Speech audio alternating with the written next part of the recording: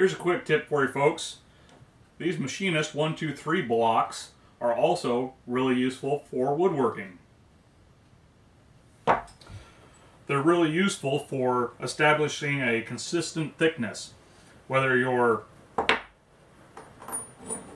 making a jig for planing,